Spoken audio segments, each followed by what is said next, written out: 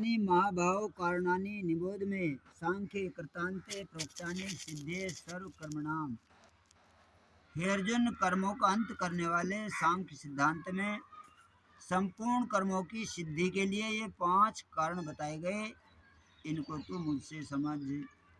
यानी ये बताया कि संपूर्ण जो क्रिया हो रही हैं उनके करने में या तो भगवान कारण है, या ये जो बताया ये कारण है कि तू किसी भी क्रिया का करता नहीं है, ये बताया। हे महाभाव, जिसमें संपूर्ण कर्मों का अंत हो जाता है, ऐसे सांख्य सिद्धांत में संपूर्ण विहित और निषिद्ध कर्मों के होने में 5 हेतु बताए गए। विहित निषिद्ध, अच्छे बुरे सब के होने में 5 कारण। निबोध में, इस अध्याय में भगवान ने जहाँ सांख्य सिद्धांत का वर्णन आरंभ किया वहाँ निबोध क्रिया का प्रयोग किया, जबकि दूसरी जगह श्रेणु क्रिया का प्रयोग किया।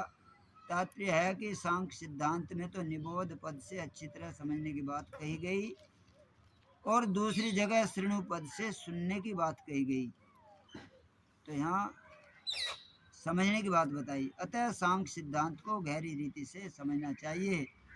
अगर उसे अपने आप से गहरी रीति से समझा जाए तो तत्काल तत्व का अनुभव हो जाता है। तुरंत बताया, इसमें कोई देरी का काम नहीं।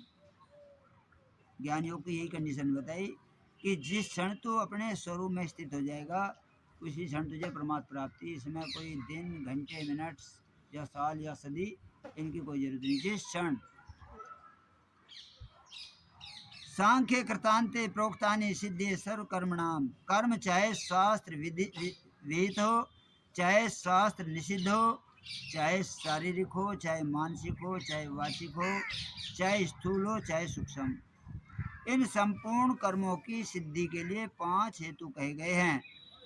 जब पुरुष का इन कर्मों में कर्तव्य रहता है तब कर्म सिद्धि और कर्म संग्रह दोनों होते हैं, और जब पुरुष का इन कर्मों के होने में कर्तव्य नहीं रहता तब कर्म सिद्धि तो होती है पर कर्म संग्रह नहीं होता।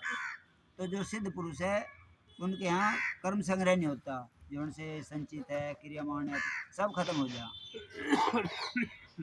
जैसे संसार मात्र में परिवर्तन होता है, नदियाँ बहती है, वायु चलती है, वृक्ष बढ़ते हैं, अनेक क्रियाएं होती रहती है, लेकिन इन क्रियाओं से कर्म संग्रह नहीं होता। ये क्रियाएं पाप या पुण्यजनक या बंधनकारक नहीं होती। तात्पर्य हुआ कि कर्तव्य अभिमान से ही कर्म सिद्धि और कर्म संग्रह होता है।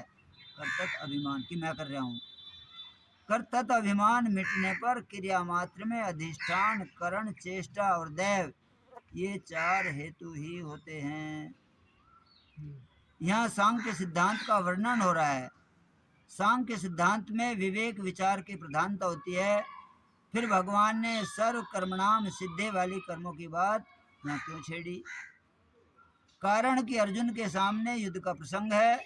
अक्षत्रिय होने के नाते युद्ध उनका कर्तव्य कर्म है, इसलिए कर्मयोग से या ज्ञान योग से ऐसे कर्म करने चाहिए जिससे कर्म करते भी कर्मों से पूर्णतः निर्लिप्त रहे। यही बात भगवान को बतानी है।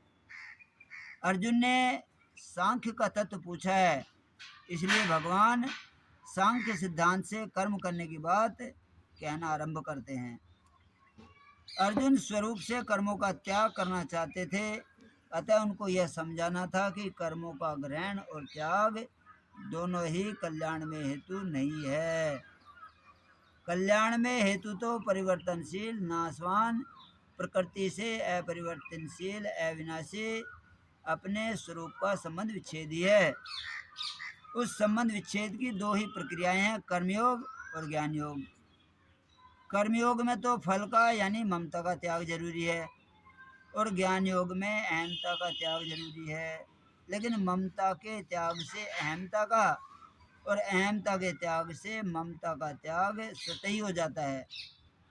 कारण कि अहमता में भी ममता होती है, जैसे मेरी बात रहे, मेरी बात कट ना जाए, यह मैंपन के साथ भी मेरापन है। इसलिए ममता को छोड़ने से अहमता छूट जाती है। ऐसे ही पहले अहमता होती है तब ममता होती है, पहले मैं होता है तब मेरापन होता है।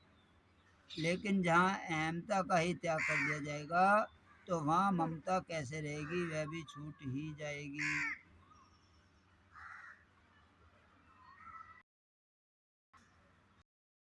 परमात्मा का अंश होने से जीव की परमात्मा के साथ आत्मीयता है। उस परमात्मा से विमुख होकर जीव ने अहमता कर ली, जिससे स्वयं को मैं सद्भागी हूँ, मैं विवेकी हूँ, मैं पढ़ा लिखा, ऐसा व्यक्तित्व प्रिय लगता है। उठ ना जाए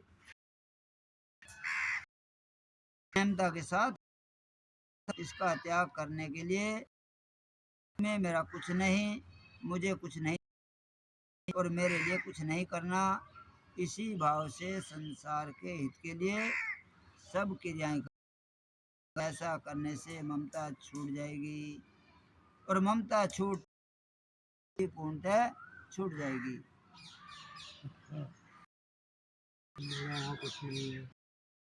योग में स्थूल शरीर से सूक्ष्म शरीर से परिहित चिंतन और कारण शरीर से स्थिर संसार, दूसरों के हित के लिए कर्म करते करते सबके हित का चिंतन होता है। होते होते इस स्थिरता में अहमता और ममता दोनों का त्याग होते ही शांति मिलती है। संसार के त्याग से यह नहीं बल्कि वैतक चीज छोड़ के है। लेकिन परमात्मा की प्राप्ति से जो शांति मिलती है वह साध्य है, अर्थात वह परमात्मा का स्वरूप है। शांतिम निर्वाण प्रमाम को सावधानी कि वह उस साधन ना करे, ऐसे स्वतः ही वास्तविकता की हो जाएगी, करेगा तो आत्मा को कर्ता बताने के लिए बताए गए इन पांचों में कर्तृत्व का त्याग होने पर कर्मों का पूर्णतः संबंध। तो संपूर्ण कर्मों की सिद्धि में कौन से हैं? अधिष्ठानम तथा कर्तृत्वम से पृथक चेष्टा देव पंचमम।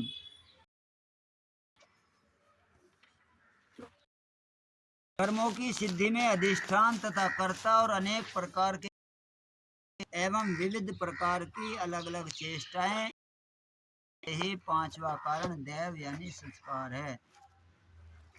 तो पांच संपूर्ण शरीर की या संपूर्ण संसार की क्रियाएं हो रही है। संपूर्ण क्रियाएं प्रकृति के द्वारा होती है। सब कर्म प्रकृति के, संपूर्ण कर्म प्रकृति के गुणों के द्वारा किए जाते हैं। गुण ही गुणों में बरतते हैं। दृष्टा गुणों के सिवाय अन्य किसी को करता नहीं देखता, अपने अपने विषयों में बरतती हैं। इन सब का तात्पर्य यही है कि प्रकृति और पुरुष, इन प्रकृति में ही क्रियाएं होती है, पुरुष में नहीं। प्रकृति के साथ तादात्म्य करने से ही पुरुष उन क्रियाओं को अपनी मान लेता है। अच्छी या बुरी जो कुछ भी हो रहा है तो इनसे जुड़ के ही वो ये मानता है कि मैं कर रहा हूँ, जबकि हो रहा है इनके द्वारा। जैसे कोई मनुष्य वायुयान में बैठकर यह मान लेता है कि मैं वायुयान द्वारा जा रहा हूँ, जबकि वास्तव में वायुयान ही चलता है, मनुष्य नहीं। ऐसे ही पुरुष अपने को प्रकृति की क्रियाओं का कर्ता मान लेता है। तत्व को जानने वाला विवेकी पुरुष ऐसा अनुभव करता है कि सब क्रियाएं प्रकृति और प्रकृति के कार्य में ही हो रही हैं, इनमें मैं कुछ भी नहीं करता हूँ।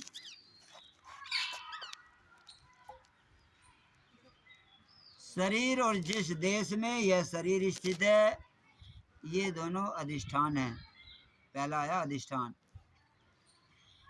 संपूर्ण क्रियाएं प्रकृति और प्रकृति के कार्यों के द्वारा होती हैं। वे क्रियाएं चाहे समष्टि हो चाहे व्यष्टि, लेकिन उन क्रियाओं का कर्ता स्वयं अहंकार से मोहित अंतःकरण वाला, अर्थात जिसको चेतन और जड़ का ज्ञान नहीं है, विवेकी पुरुष ही होने वाली क्रियाओं को मान लेता है, तब वह कर्ता बन। तो ऐसा कर सिद्धि में बार बार आया सवाल कि कौन भोग रहा या कौन, तो यहाँ यही बताया वो है जो अपना संबंध मान रहा। कुल पाणी पद वाक उपस्थ पायु ये और चक्षु त्वक रसन और घ्राण ये 10 बहिकरण हैं। बुद्धि और अहंकार ये 3 तो 13,000 बताए। इन 13 कर रहे हैं, जैसे हाथ आदान प्रदान जाना चल, वाक बोलना, उपस्थ त्याग करना, मल का त्याग करना, श्रोत्र देखना, त्वक स्पर्श करना, मन निश्चय करना और अहंकार मैं ऐसा हूँ। तो मैं 5 संस्कारों का है, कर्म का संस्कार उसके अंत समझे। हाँ जी, शुभ कर्म का है और अशुभ कर्म का अशुभ संस्कार पड़ता है, और वे ही संस्कार आगे कर्म करने की स्फूर्णा पैदा करते हैं। बस जैसा बोया वही फसल होगी। में जिस कर्म का संस्कार जितना ज्यादा होता है, उस कर्म में वह उतनी ही आसानी से लग सकता है। कर्म का विशेष संस्कार उसको करने में उसे कुछ है। इसी प्रकार मनुष्य सुनता है, पुस्तकें पढ़ता है, विचार भी करता है, तो वे भी अपने अपने संस्कारों के अनुसार ही करता है। तात्पर्य है कि मनुष्य के अंतःकरण में शुभ और संस्कार होते हैं, उन्हीं के अनुसार कर्म करने की स्फूर्णा होती है। तो इस श्लोक में कर्मों की सिद्धि में अधिष्ठान, कष्ट और दैव, इसका के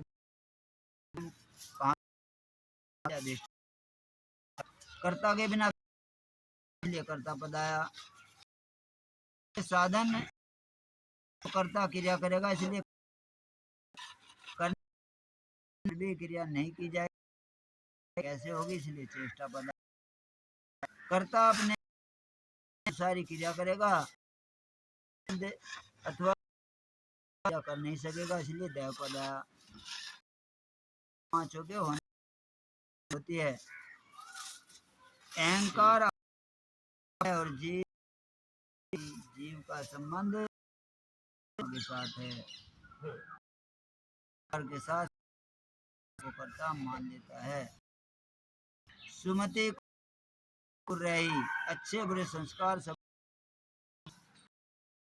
शास्त्र और विचार अच्छे को बल मिला, जिससे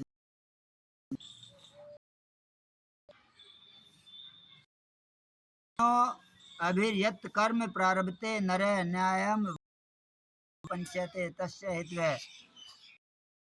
वाणी और शास्त्र विरुद्ध जो कुछ भी कर्म शुरू करता है, उसके ये पूर्व बताए गए।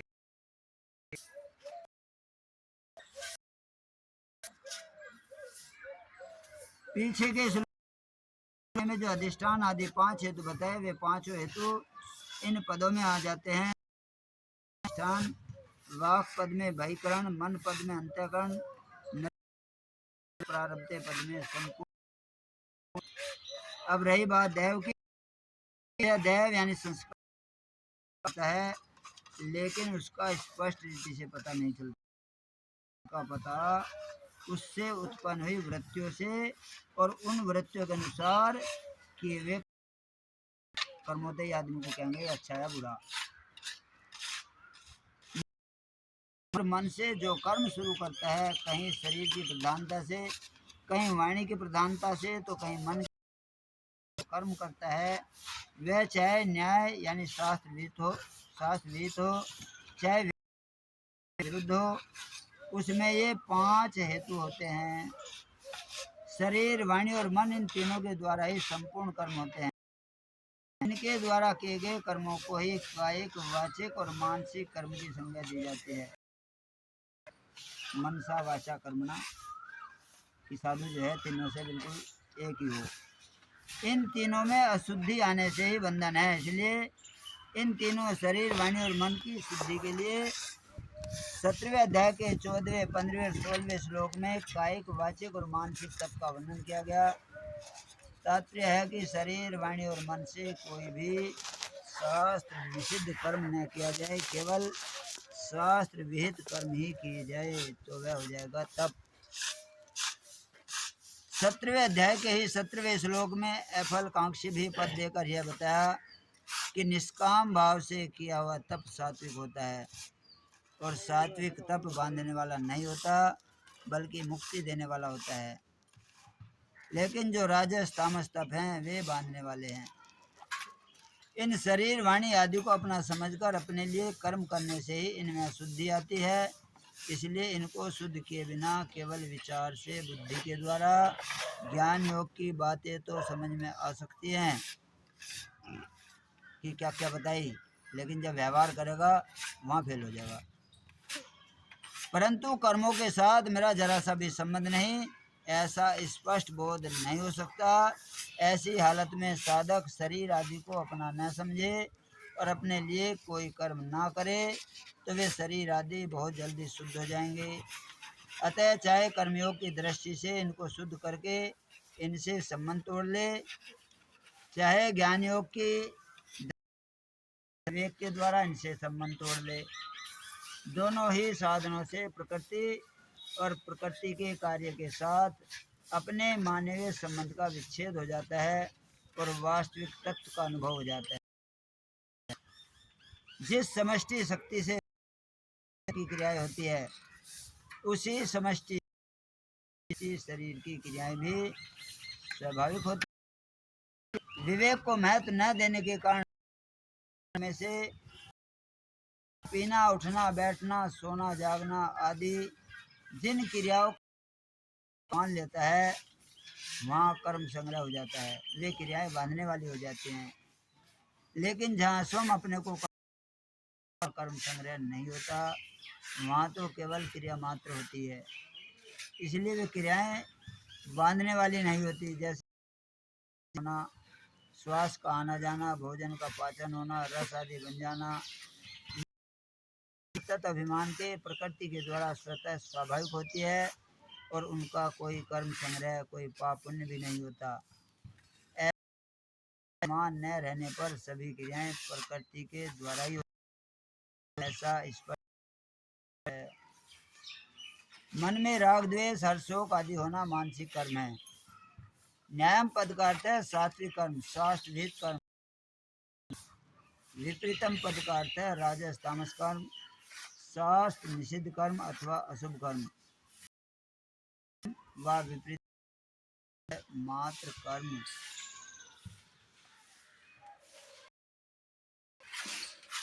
नया श्लोक होगा शुरू।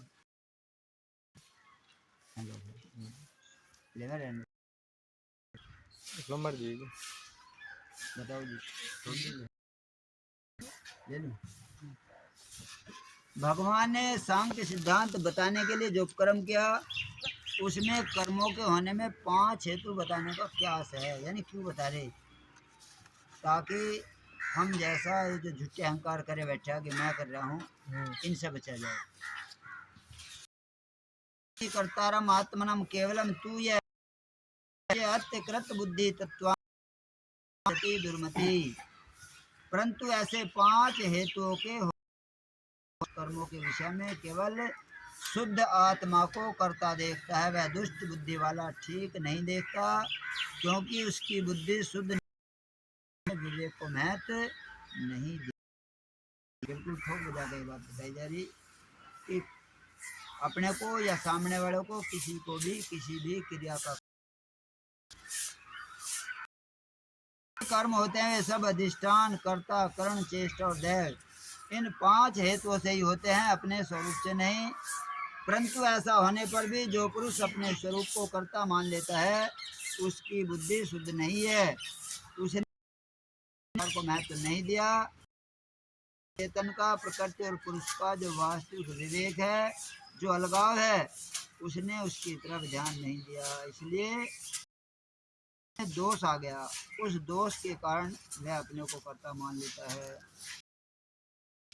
यहाँ और दुर्मति पदों का समान अर्थ दिखते भी इनमें थोड़ा फर्क है। अकृत बुद्धित्वात् पद हेतु के रूप में कर्ता के विशेषण के रूप में आया, अर्थात कर्ता के दुर्मति होने में अकृत बुद्धि ही हेतु है।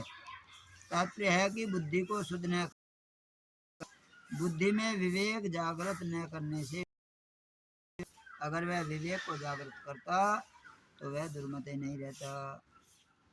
केवल शुद्ध आत्मा न करोति न लिप्यते, परंतु तादात्म्य के कारण मैं नहीं होता, तो में शुद्ध नहीं किया, अपने को कर्ता मान लेता है। आत्मा में केवलम पद कर्मयोग नहीं आया, पुरुष के विवेक को लेकर कर्मयोग और ज्ञान योग चलते हैं।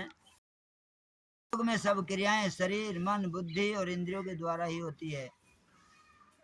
कर्मयोग में सब क्रियाएं शरीर मन बुद्धि और इंद्रियों के द्वारा होती है, पर उनके साथ संबंध नहीं जुड़ता, अर्थात उनमें ममता नहीं होती।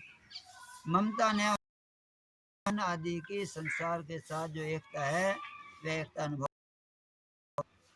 एकता स्वरूप में स्वतः सिद्ध स्थिति का अनुभव हो जाता है। केवल पद शरीर मन बुद्धि और इंद्रियों के साथ दिया गया। ज्ञान योग में विवेक विचार की प्रधानता है। जितने भी कर्म होते हैं वे सब 5 हेतुओं से होते हैं। अपने लेकिन अहंकार से मोहित अंतःकरण वाला अपने को कर्ता मान, विवेक से मोह मिट जाता है। मोह मिटता भला कैसे मान सकता है, अर्थात स्वरूप का अनुभव हो जाता है। अब इसमें एक बात विशेष ध्यान देने की है कि कर्मयोग में केवल शब्द शरीर मन आदि के साथ रहने से शरीर मन बुद्धि आदि के साथ अहम भी संसार की सेवा में लग जाएगा और स्वरूप जो का तो रह जाएगा। और ज्ञान योग में स्वरूप के साथ केवल रहने से मैं निर्लेप हूँ, मैं शुद्ध बुद्ध मुक्त हूँ, इस प्रकार सूक्ष्म रीति से अहम की गंध रह जाएगी। मैं निर्लेप हूँ, मेरे में कर्तव्य नहीं, ऐसी स्थिति बहुत काल तक रहने से यह अहम भी अपने आप गल जाएगा, अपने जाएगा। सब कारकों में कर्ता कारक मुख्य है। कर्ता में चेतन की झलक आती है, अन्य कारकों में नहीं। वास्तव में कर्ता नाम चेतन का नहीं, यह है अहंकार विमूढ़ आत्मा कर्ता मिति मन्यते। इसलिए तो भगवान ने अपने वास्तविक स्वरूप को कर्ता है कि उसकी बुद्धि शुद्ध नहीं, वह दुर्मति है। इस स्वरूप में न कर्तव्य है न शरीर अस्थो अपि कौन्ते न करोति न लिप्यते। मूल में ये नहीं है, तभी तो इनका त्याग है। ये कर्तव्य भोक्तृत्व बनाए हुए हैं, न बल्कि ये खुद जीव के बनाए हुए हैं। वह ही नहीं न और न जड़ करता है। अगर कर्ता मानना ही पड़े तो वह में कई जगह बताया भी, जैसे संपूर्ण क्रियाएं प्रकृति के द्वारा होती हैं, यानी प्रकृति करता है। संपूर्ण क्रियाएं गुणों के द्वारा होती है, तो गुणी गुण करता है। इंद्रिया ही इंद्रियों के विषय में बत रही है, तो इंद्रिया करता है। तात्पर्य है कि कर्तव्य प्रकृति में है, स्वरूप में नहीं। इसलिए अपने चेतन स्वरूप में स्थित तत्व महापुरुष मैं कुछ भी नहीं करता हूँ, ऐसा अनुभव करता है। भगवान भी कहते हैं कि जब मनुष्य गुणों के सिवाय अन्य किसी को करता नहीं देखता, अर्थात वह क्रिया मात्र में ऐसा अनुभव करता है कि गुणों के सिवाय और अपने को वह गुणों से बिल्कुल असंबद्ध अनुभव करता है जो वास्तव में है, तब वह मेरे स्वरूप को प्राप्त हो जाता है। खाने पीने सोने जागने आदि लौकिक क्रियाओं को तो विचार द्वारा प्रकृति में होने वाली आसानी से मान सकता है। ध्यान समाधि आदि पारमार्थिक अपने द्वारा होने वाली है। देखो कितनी सटीक बात, तो हम मानने की तो हम ही करें। यह भी साधक के लिए बाधक है, कारण की दृष्टि से क्रिया चाहे ऊंची से ऊंची हो या नीची से नीची, है तो एक ही जाति की प्राकृत है। लाठी घुमाना और माला फेरना दोनों क्रियाएं अलग अलग होने पर भी है तो प्रकृति में ही। तात्पर्य की खाने पीने सोने जागने आदि से लेकर जप ध्यान समाधि तक संपूर्ण लौकिक पारमार्थिक क्रियाएं प्रकृति में ही हो रही है। प्रकृति का संबंध किए बिना क्रिया संभव नहीं है। अतः साधक को चाहिए कि वह पारमार्थिक क्रियाओं का त्याग तो ना करे, पर उनमें कर्तव्य न माने, उनको अपने द्वारा होने वाली और अपने लिए न माने। क्रिया चाहे लौकिक हो चाहे पारमार्थिक, उसका महत्व वास्तव में जड़ता का ही महत्व है। शास्त्र विहित होने के कारण पारमार्थिक क्रियाओं का अंतःकरण में जो विशेष महत्व रहता है, वह भी जड़ता का ही महत्व होने से साधक के लिए बाधक है। पारमार्थिक क्रियाओं का लक्ष्य परमात्मा रहने से वे कल्याणकारक हो जाती हैं। जो क्रिया की गौणता और भगवत है, त्यों अधिक क्रिया की मुख्यता होने पर वर्षों तक साधन करने पर भी लाभ नहीं होता। यदि हम खाली क्रिया पे रहेंगे तो बताया कि लाभ नहीं होगा जितना होना चाहिए, क्योंकि क्रिया पूर्ण रूप से प्रकृति के द्वारा है, प्रकृति में है। अतः क्रिया का महत्व न होकर भगवान में प्रियता होनी चाहिए। प्रियता ही भजन है, क्रिया नहीं। जिसकी बुद्धि विवेक रहित है, जिसने विवेक को महत्व नहीं दिया, वह दुर्मति है। बोध में विवेक कारण है, बुद्धि नहीं। बुद्धि विवेक से शुद्ध होती है। बुद्धि की शुद्धि में शुभ कर्म भी कुछ सहायक है, पर विवेक विचार से बुद्धि की जैसी शुद्धि होती है, वैसी तो शुभ कर्मों से भी नहीं होती। विवेक को महत्व न देना जितना दोषी है, उतने मल विक्षेप आवरण दोषी नहीं। विवेक अनादि और नित्य है, इसलिए मल विक्षेप आवरण के रहते भी विवेक जागृत हो सकता है। पाप से विवेक नष्ट नहीं होता, बल्कि विवेक जागृत नहीं होता। विवेक को महत्व न देने में खास कारण है क्रिया और पदार्थ का महत्व। क्रिया और पदार्थ को महत्व देने वाला ही दुर्मति है। बहुत सुंदर है, इतनी सुंदर बात। वो देखो जी, इनमें तो हमारी समझ में क्या है, ताकतवर तरीके से बताई। बहुत ही गजब। किसी भी क्रिया के हम करता नहीं है।